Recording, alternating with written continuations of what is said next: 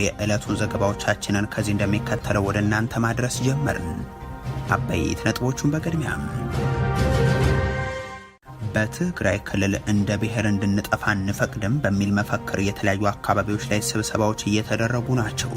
ህልውናችን በብልጽግና መፈራረስ ላይ ይረጋገጣል የሚሉት እነዚህ ስብሰባዎች ላይ ደግሞ የህወሓት ከፍተኛ አመራሮች የዝግጅት ንግግሮችንም አስተላልፏል።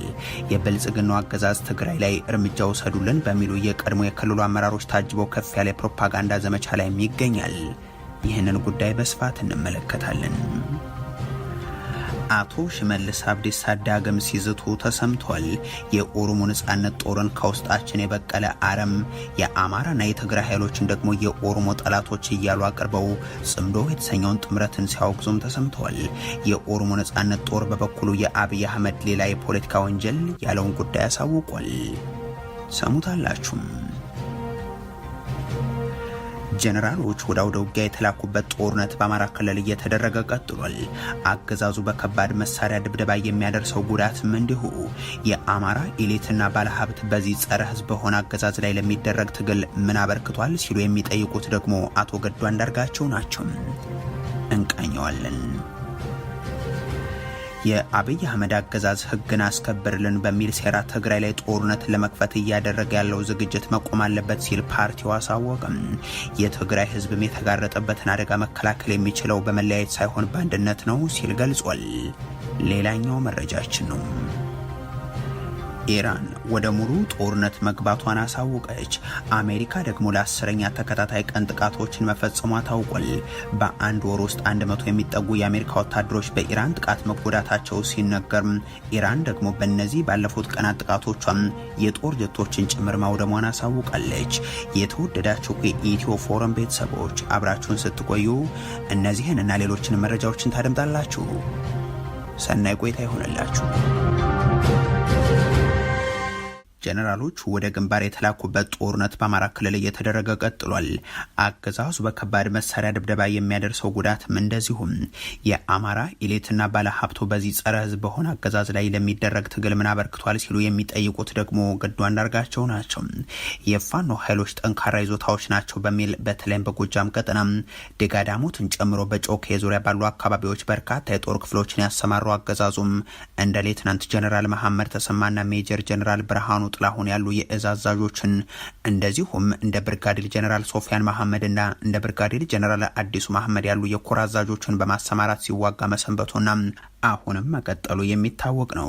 የመከላከያ ሰራዊቱ በጎጃም የአርሶ አደሩ ቀይ ላይ የሚያደርሰው የከባድ መሳሪያ ድብደባን ተከትሎም የመኖሪያ ቤቶች እየወደሙም ሰላማዊ ነዋሪዎችና የአርሶ አደሩ እንስሳቶችን መገደላቸውን በጀብድነት የሚያቀርቡ የጦር አዛዦችም አሉ።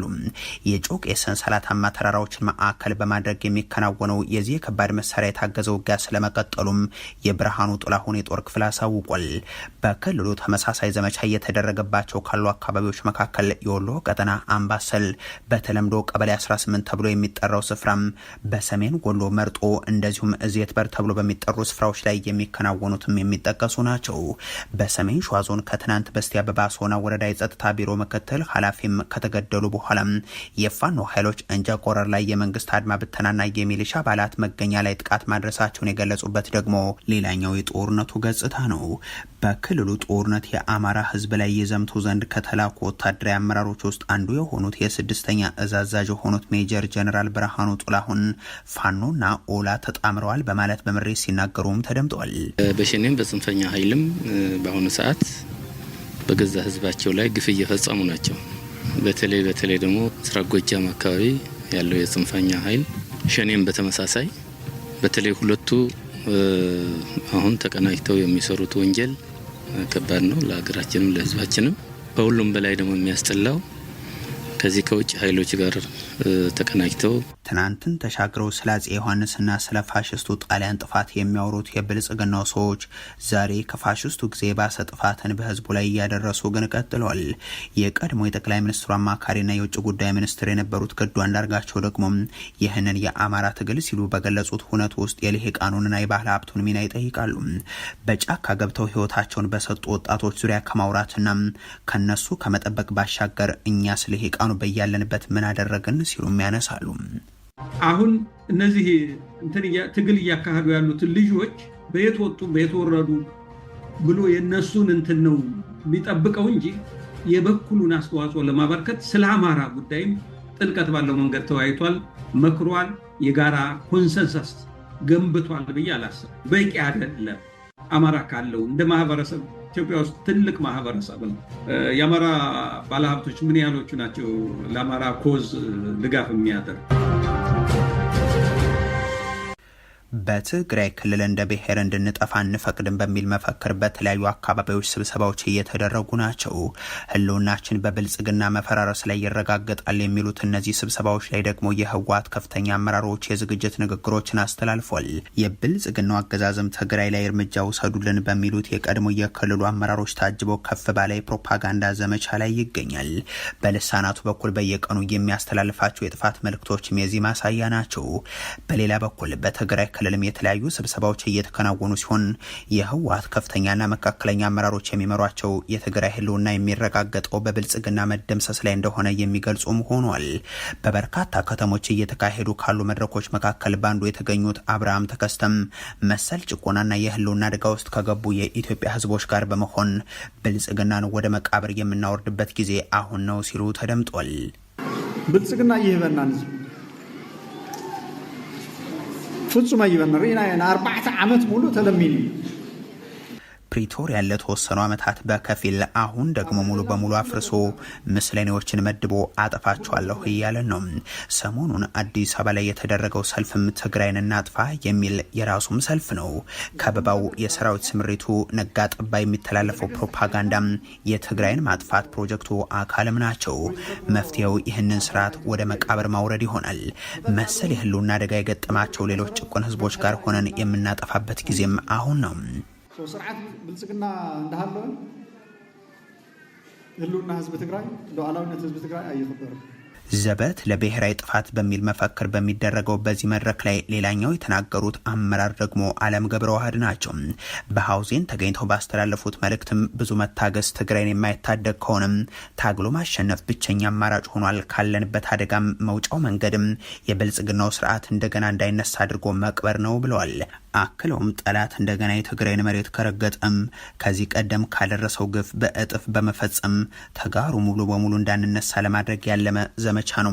ስለሆነም የትግራይ ወጣት ይህንን ጠላት ለመመከት የሚወስንበት ጊዜ አሁን ነው ሲሉ ነው የተናገሩት።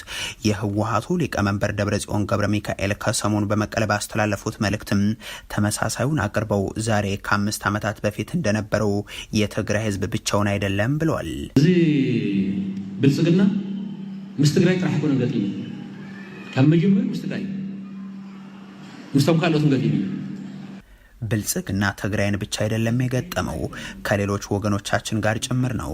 ስለዚህ ብቻችንን አይደለንም፣ ወዳጆችም አጋሮችም አሉን። ዛሬ ሌሎች ጉዳዮች ቀርተው የመኖርና የህልውና አደጋችን ብልጽግና ሆኗል የምንለው እኛ ብቻ አይደለንም። በውስጥ ብቻ ሳይሆን ይህ ስርዓት በትግራይ ላይ ጥሎት ያለውን ከበባ ለመስበር የሚያስችሉን አስተማማኝ የውጭ አጋሮችም አሉን። እነሱ ደግሞ በስትራቴጂክ አጋርነት ጭምር የሚሰሩ ናቸው። ኣብዚ ሓለፈ ዘይኖር ሕዚ ዘለዎ ማለት ትግራይ አሁን ባለበት ሁኔታ መቀጠል ስለማይችል ራስን የመከላከል አቅምን ማጠናከር ላይ ትኩረት ለማድረግ ተገድናል የሚሉት ደብረጽዮን የትግራይ ሰራዊትን በማጠናከር የዓለም አቀፉን ማህበረሰብ ትኩረት ማግኘት ችለናልን በማለት አክለዋል። ሌላኛው የድርጅቱ አመራር ወይዘሮ ፈትለወርቅ ገብረ እግዚአብሔር ሞንጀሪኖም እኛም ቀይ መስመር አለን ሲሉ ተናግረዋል። አብይ አህመድና አገዛዙም ትግራይ የጠፋች እንድትሄድ ለማድረግ የሚያስችላቸውን የውሸት የሰላም ሁኔታ ሲያቀርቡ ቆይተዋል የሚሉት አመራሯም እነሱ ሰላም የሚሉት ተንበርከ ኩልን እንጂ የተደረሰውን ስምምነት መፈጸም አይደለም ሲሉም ገልጿል። ባሪያ ሆነ ተቀመጥ ብሎ ሰላም፣ ክብርህንና ማንነትህን አዋርድና ሰላም፣ የዜጎችን መበተን የግዛትን መቆራረስ ተቀበልና ሰላም፣ ተፈናቃይ አትበል ግን ሰላም የሚል ጥያቄ ነው ያላቸው። እነዚህ ደግሞ ለኛ ቀይ መስመሮቻችን ናቸው። እናም ስርዓቱ እንዲንበረከክ ለማድረግ የግድ መታገል አለብን ሲሉ ነው የገለጹት። በእንዲህ ያሉ መልእክቶች የታጀበው በክልሉ በተለያዩ ከተሞች የሚደረገው ስብሰባም አሁንም እንደቀጠለም ይገኛል። አስቀድሞ የተጀመረው የብልጽግናው አገዛዝ ቅስቀሳና ዝግጅት ከነዚህ መድረኮች ጋር ተዳምሮም ዳግም የጦርነት ስጋትም ከመቼውም ጊዜ በላይ የከፋ አድርጎታል። አቶ ሽመልስ አብዲሳ ዳግም ሲዝቱ ተሰምቷል። የኦሮሞ ነጻነት ሰራዊትን ከውስጣችን የበቀለ አረም የአማራና የትግራይ ኃይሎችን ደግሞ የኦሮሞ ጠላቶች እያሉ አቅርበው ጽምዶ የተሰኘውን ጥምረትንም ሲያወግዙ ተሰምቷል። የኦሮሞ ነጻነት ሰራዊት በበኩሉ የአብይ አህመድ ሌላ የፖለቲካ ወንጀል ያለውን ጉዳይ አሳውቋል። በብልጽግናው መንደር ባለቤቱ ማን እንደሆነ እስካሁን ኃላፊነቱን የወሰደ አካል የሌለበት ጽምዶ የተሰኘ አካል እንደ ቅዠት መቅረቡ ቀጥሏል። በዚሁ አገዛዝ ትርጓሜ መሰረት እንደ ፋኖ ቲዲኤፍ፣ ኦላ፣ አጉጉሞ፣ ኦብነግ፣ የቤንሻንጉል ኃይሎችና ሌሎችም ቀጠናዊ ኃይሎች ያሉበት ነው የሚባለው ይሄው ጥምረት ለስልጣናችን አደጋ ነው ማብራሪያዎች ዋነኛ አጀንዳዎች ሆነው ቀጥሏል። አቶ ሽመልስ አብዲሳ በጨፌው ተገኝተው ያቀረቡት ዛቻም ዳግም አታንበረክኩንም፣ እየተጣመሩብን ነው፣ የኦሮሞ ጠላቶች ተነሱብን ወዘተ የሚሉ ነጥቦች የተነሱበት ሆኗል። ራሳቸውን የኦሮሞ ህዝብ ተወካይ አድርገው የሚያቀርቡት ሽመልስ አብዲሳም አንገት ቆራጭ እያሉ በስም ያልጠቀሱትና የወነጀሏቸው የአማራ ኃይሎችን ዘራፊና ጨፍጫፊ በሚል በተመሳሳይ መንገድ የከሰሷቸው የትግራይ ኃይሎችን ጠላቶቻችን እያሉ አቅርበው የኦሮሞ ነጻነት ሰራዊትን ደግሞ ከነዚህ ኢትዮጵያውያን ጋር የሚፈጥረውን ጥምረት ሲያወግዙ ተሰምቷል። ከዛም በኃይል ገልብጣችሁን ስልጣናችንን አትነጥቁንም፣ ህዝቡ አውቋቸዋል ወዘተ እያሉ ዛቻቸውን አስከትለዋል። ወሊት ጨመደምት እና ጨመደመን ሞ ነማፍቆቱዳ ፋላ ወሊት ጨመደመን ቆትዮኒ ቶኮ ከራ ባህት ቆትዮኒ ቶኮ ከራ ሊጣት ጨመደመ አንድ ላይ ተጣምሯል።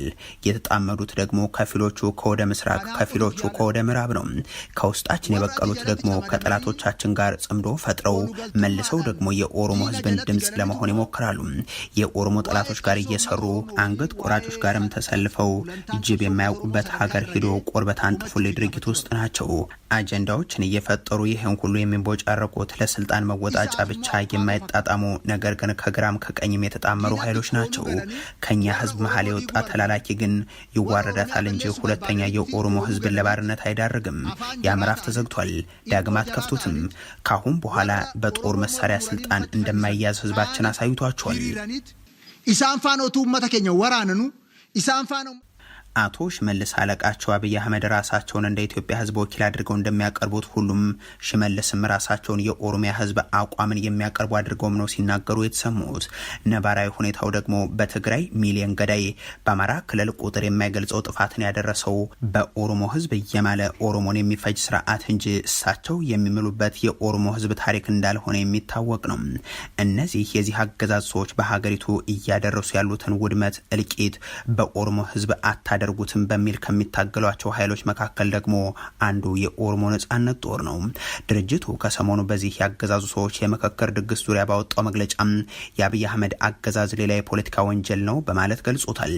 አብይ አህመድ በርካታ የማጭበርበሪያ ካርዶች ባለቤት ነው ያለው ኦላም በአብይ አህመድ አገዛዝ ስር እውነተኛ ብሔራዊ ውይይት ሊኖር አይችልም ሲል አንስቶም የዚህ መድረክ ውጤት ምንም ይሁን ምን መዳረሻው ግን የአብይ አህመድ ቤተ መንግስት ነው። ያለፉት 8 መራራ ዓመታት አንድ ነገር አስተምረውናል። አብይ አህመድ ለማንኛውም ማህበረሰብ ጥያቄ አሊያም ፍላጎት ሊታመን እንደማይችል የሚለው ደግሞ ቀዳሚ ነው። መነሻው መድረሻውም ምን እንደሚደረግበት የማያውቀው የፖለቲካ ስልጣን ነው ሲልም ጠቅሷል። በዚህ የአብይ አህመድ የአንድ ሰው ትርኢት ውስጥ ቀረቡ የተባሉ የህዝብ ጥያቄዎች ሁለት ዓላማዎችን ለማሳካት ነው። ወደ 2 ጊዜ ፕሬዝዳንትነት ጉዞ መንገድ ለመጥረግና የኦሮሚያ የአማራና የሌሎች ክልል መንግስታትን ወደ ትንንሽ ግዛቶች በመሸንሸን በየክልሉ የጎሳና የአካባቢ ማንነት ልዩነትን ወደ መንግስታዊና ፖለቲካዊ ልዩነቶች ለማሸጋገር ነው። ይህ ደግሞ በየአካባቢው የተቀሰቀሰውና ሀገራዊ ቅርጽ መያዝ የጀመረውን የጸረ ብልጽግና አገዛዝ ትግል መሰረቱን ከስር ለማዳከም ያለመ ነው ብሏል ኦለም። እነዚህ መሰረታዊ ጉዳዮች ግን በጦርነት ውስጥ ሆነ አብዛኛውን ማህበረሰብንም አግለለህ የምታከናውናቸው ጉዳዮች አይደሉም ሲልም አብራርቷል። ለዚህ የፖለቲካ ወንጀል የተባበሩ ኮሚሽነሮችና ሌሎችም ፈቃደኛ ተባባሪዎች ይህ የአንድ ወገን ተጽዕኖ መሆኑንና መሰረታዊ የሀገረ መንግስት ማነቆችን እንደማይፈታ በሚገባ ያውቁም በወንጀል ውስጥ ተሳታፊ የሆኑ አካላት ህጋዊና ታሪካዊ ኃላፊነት ይጠብቃቸዋል ሲልም ገልጿል። የአብይ አህመድ አገዛዝ ህግ አስከብርልን በሚል ሴራ ትግራይ ላይ ጦርነት ለመክፈት እያደረገ ያለው ዝግጅት መቆም አለበት ሲል ፓርቲው ገለጸ። የትግራይ ህዝብ የተጋረጠበትን አደጋ መከላከል የሚችለው በመለያየት ሳይሆን በአንድነት ነው ሲልም አሳውቋል። ኢህአፓ ያወጣው መግለጫ ሰላምን ማስከበር በሚል ሽፋን የትግራይ ህዝብን እንደገና ወደ ጦርነት ለመግፋት የሚደረገው አደገኛ አካሄድ መቆም አለበት ብሏል።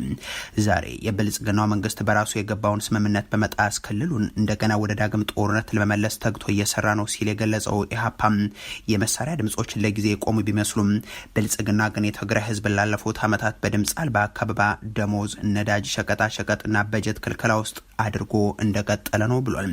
ይህ አልበቃ ብሎት አሁን ደግሞ የህግ ማስከበርና ተመሳሳይ መፈክሮችን ሽፋን በመጠቀም ትግራይን እንደገና ወደ አውዳሚ ጦርነት ለመክተት እየተንቀሳቀሰ መሆኑ በከፍተኛ ስጋት እየተከታተል ነው ያለው ጉዳይ ነው ብሏል። ኢህአፓ ባለፉት ዓመታት በኢትዮጵያ እንዳይታይ፣ እንዳይሰማ፣ እንዳይታሰብ ያደረገውን የተቃውሞ ሰልፍ በትግራይ ልከፍት ያሰብኩትን ጦርነቱንና ከህዝብ የመጣ ጥያቄ አስመስሉልኝ ብሎም በራሱ ያደራጃቸውን ጥቂት ግለሰቦችን ማሰለፍ ጀምሯል። ይህንን የመቀጠል እቅድ እንዳለውን በየመግለጫው በመለፈፍ ላይ ይገኛል ሲልም አክሏል። በተለይም ከትግራይ የመጡ አንዳንድ ግለሰቦች በሚያሳዝን ሁኔታ ከብልጽግና ፓርቲ ጋር በመተባበር ለዚህ አደገኛ አካሄድ ፖለቲካዊ ሽፋን ሲሰጡ መታየታቸው የሚያስተዛዝብ ነው ሲልም አንስቷል። በተጨማሪም አንዳንድ በተቃዋሚ ስም የሚንቀሳቀሱ የስርዓቱ ተላላኪ ፓርቲዎችም ህግን ከመጣስ አልፎ ለኢትዮጵያ የታሪክ ጠባሳ የሆነውን ብልጽግናን ህግ አስከብርልን፣ ለዚሁም ሙሉ በሙሉ ከጎንህ ነን በማለት የስልጣንና የወንበር ዳረጎት በተቀበሉ ማግስት በትግራይ ህዝብ ላይ ጦርነት ነጋሪት በመጎሰም ለስርዓቱ ያላቸውን ታማኝነት ለማሳየት ሰማይ ሲቧጥጡ ታዝበናልን ብሏል። በስርዓቱ ሚዲያዎች የሚካሄደው የፕሮፓጋንዳ ዘመቻና የህዝብ የስነ ልቦና ለጦርነት የማዘጋጀት ሙከራም እንደ ፈረንጆቹ አቆጣጠር ከ2020 በፊት በትግራይ ጦርነት ዋዜማ ከታየው ሂደት ጋር በአስደንጋጭ ሁኔታ እንደገና አንድ አይነት ነው ብሏል። የትግራይ ህዝብ እያንዣበበ ያለው የጦርነት ጥቁር ደመናና የጦርነት ነጋሪት ጉሰማን የምትከላከለው የጦርነት ሰባቂ ጌቶች ወዳዘጋጁት የፖለቲካ የሃይማኖትና የማህበራዊ እንዲሁም የኢኮኖሚያዊ መስተጋብር መበታተንና የእርስ በርስ መናቆር ወጥመድ ሰተት ብለ በመግባት ሳይሆን አንድነታችሁን ጠብቃችሁ በመናበብ ነው ያለው ኢህአፓም የኢትዮጵያ ህዝብን በመላው ማህበረሰብ መካከልና በተለይም በትግራይና በአማራ ህዝብ መካከል በተደጋጋሚ ጥላቻን ለመዝራት ታሪክን ሲያዛባና ሲፈበርክ የሚውለው ስርዓት እኩይ ሴራን በመረዳት የህዝብ ለህዝብ ግንኙነቱ ተጠናክሮ እንዲቀጥል የሚደረጉ እንቅስቃሴዎችን እንደሚደግፍና እንዲጠናከርም አደራውን አስቀምጧል። ኢራን ወደ ሙሉ ጦርነት መግባቷን ይፋ ስታደርግ ባለፉት ቀናትም የአሜሪካ ወታደሮችን መግደሏንና የጦር ጀቷን ማውደሟን ይፋ አድርጋለች። አሜሪካ በበኩሏ ለ10ኛ ተከታታይ ቀን ጥቃት ማድረሷን ስትቀጥል ባለፈው አንድ ወር ጊዜ ውስጥ 100 የሚጠጉ የአሜሪካ ወታደሮች በኢራን ጥቃት መጎዳታቸውን አረጋግጣለች። የአሜሪካ ጦር የኢራንን በሆርሙዝ ወሽመጥ የሚተላለፉ መርከቦችን የማጥቃት አቅም ይበልጥ ለማዳከም ያለመ ነው ያለውን ጥቃት ለ10ኛ ተከታታይ ቀን ፈጽሟል። የኢራኑ ፕሬዚደንት ማሹድ ፔዜሽኪያን በበኩላቸውም ሀገራቸው በአሁኑ ወቅት ከአሜሪካ ጋር ሙሉ ጦርነት ላይ ስለመሆኗ ተናግሯል። እውነታው ዛሬ የኢራን እስላማዊ አብዮታዊ ሪፐብሊክ ሙሉ የሆነ ጦርነት ውስጥ መሆኗ ነው ያሉት ፕሬዚደንቱም እውነታውን መገንዘብና የዚህን ተጋድሎ ተፈጥሯዊ መዘዞችን መቀበል ይኖርብናል ሲሉም በመግለጫቸው አመልክቷል። የትናንት ሌሊቱ የዋሽንግተን ጥቃት የተፈጸመው ፕሬዚደንት ዶናልድ ትራምፕ በፈጸመችው ጥቃት የአሜሪካ ወታደሮችን የገደለችው ኢራንን እንደሚቀጡ ከተገዘቱ በኋላ ነው። ባለፉት ቀናት በደረሱ ጥቃቶች ዮርዳኖስ ውስጥ 2 በኢራቅ ውስጥ ደግሞም 1 የአሜሪካ ወታደር መገደላቸው ተሰምቷል። ኢራን ከትናንቱ ጥቃት በኋላ በወሰደችው የአጸፋ እርምጃም በሆርሙዝ ሲጓዙ የነበሩ 2 የነዳጅ ጫኝ መርከቦች እንደዚሁም ባህሬንና ኩዌት ውስጥ የሚገኙ የአሜሪካ ወታደራዊ ይዞታዎችን መምታቷን ኤሪና የተሰኘው የመንግስታዊ የዜና ወኪል ይፋ አድርጓል። የኢራን አብዮታዊ እስላማዊ ዘብ መካከለኛው ምስራቅ ሀገራት ውስጥ በሚገኙ የአሜሪካ ወታደራዊ ተቋማት ላይ በፈጸመው ጥቃት የአሜሪካ ወታደሮች መገደላቸውንና የሀገሪቱ የጦር አውሮፕላን መውደሙንም አሳውቋል። አሜሪካ እየፈጸመችባት ላለው ተከታታይ ጥቃት ኢራን እየወሰደች ባለው የአጸፋ እርምጃም ዮርዳኖስ፣ ኩዌት እና ባህሬን ውስጥ የሚገኙ የአሜሪካ ይዞታዎችን ኢላማ እንዳደረገችም ትገልጻለች። ኢራን ባለፉት ቀናት ከተፈጸሙት የኢራን ጥቃቶች መካከል ዮርዳኖስ ውስጥ በሚገኘው የአሜሪካ ሰራዊት ጦር ሰፈር ላይ የደረሰው ጉዳት በርካታ ወታደሮች መገደላቸውንም የአብዮታዊ ዘቡ መግለጫ ያመለክታል። ነገር ግን አብዮታዊ ዘቡ ላወጣው መግለጫ አሜሪካ እስካሁን ድረስ የሰጠችው ይፋዊ ምላሽ የለም። ቀደም ሲል ግን ከ4 ቀናት በፊት ኢራን በፈጸመችው የሚሳኤልና የድሮን ጥቃት 3 ወታደሮቿ እንደተገደሉባት አሜሪካ ይፋ አድርጋ ነበር። በሌላ በኩል በአንድ ወር ወደ 100 የሚጠጉ የአሜሪካ ወታደሮች በኢራን ጥቃቶች መጎዳታቸውን የዋሽንግተን አንድ ባለስልጣን ተናግሯል። ኢራን በዚህ ወር በመካከለኛው ምስራቅ በሚገኙ የአሜሪካ የጦር ሰፈሮች በፈጸመቻቸው በርካታ የአየር ጥቃቶች ነው እነዚህ የሰራዊት አባላት ጉዳት ደርሶባቸዋል የተባሉት። የፔንታገን ኃላፊ ቃል አቀባይ የሆኑት ሲን ፓርኔል ካለፈው ሰኔ ወር መጨረሻ ወዲህ 100 የሚሆኑ ሰራተኞቹ የተለያየ መጠን ጉዳት እንደደረሰባቸው አረጋግጧል። አብዛኛው ጉዳት ቀላል መሆኑን የገለጹት ቃል አቀባዩም 96 በመቶ የሚሆኑት ወደ ስራ ገበታቸው ተመልሰዋልም ብለዋል። ባለፈው ሳምንት ብቻ በርካታ የአሜሪካ ወታደራዊ ሰራተኞች በዮርዳኖስ የጦር ሰፈር መጎዳታቸውም ተዘግቧል።